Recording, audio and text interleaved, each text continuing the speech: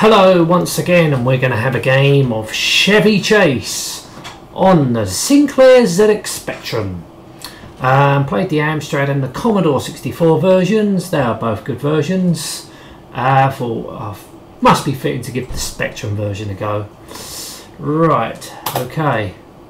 So OP, so similar to the Amstrad version here. So we can select the colour of our car.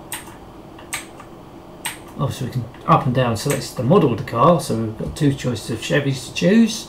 And let's have a look at the colours. Oh, nice blue, nice red, green. Oh, I don't like that. Let's choose something that stands out. Let's choose the blue.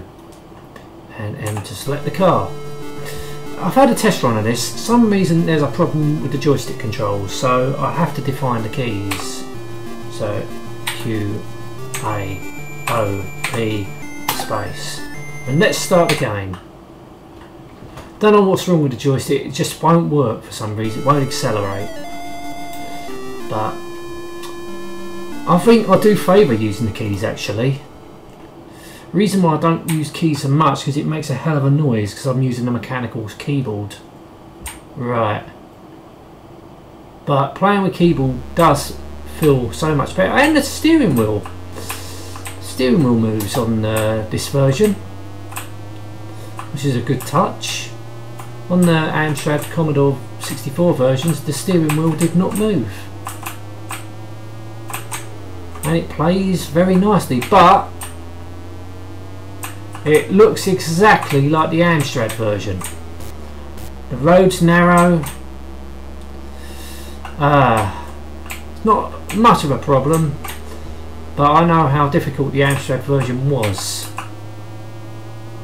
so this is going to play similar to the Amstrad version. But it wasn't a direct port, I don't think, because the Amstrad version was in mode 0. So, and as I say, the steering wheel did not move like it does in there, and it gives it a good feature. But playing with keys feels easier than joystick. But graphically it looks pretty decent.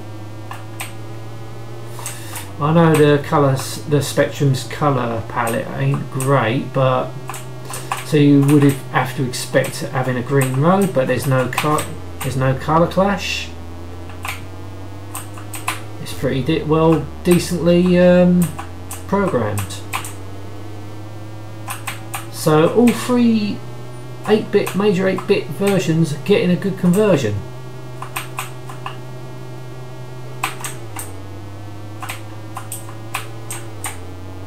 So yeah, it's good. And I'm out of time. Well, we'll give it another go.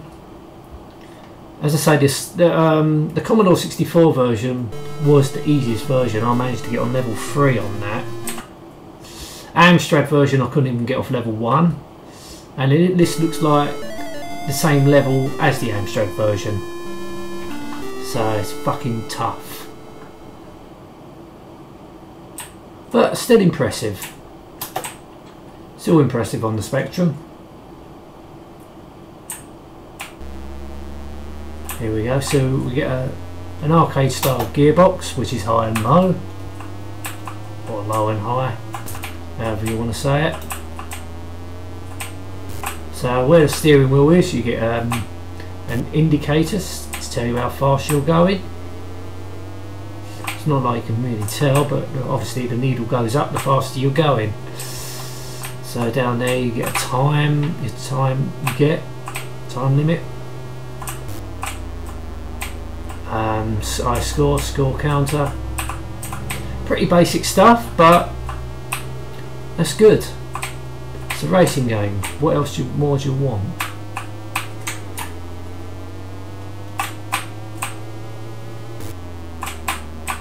Okay, now. Yeah, I like this version.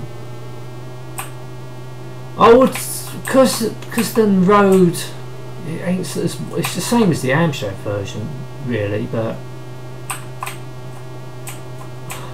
It's hard to choose, really. I think this is a bit faster than the Amstrad version, to be honest with you. You know, the colours, I know apart from the road, but that's the Spectrum's colour palette for you. But the car itself looks pretty decent. I like the animation on the steering wheel, and that's something the other 8-bits versions did not get. Okay, it's monochromic with the dashboard, but who cares? You're not looking at the dashboard, you're looking at the car. You're looking at the road, where you're supposed to be looking at the road. I'm going to run out of time again.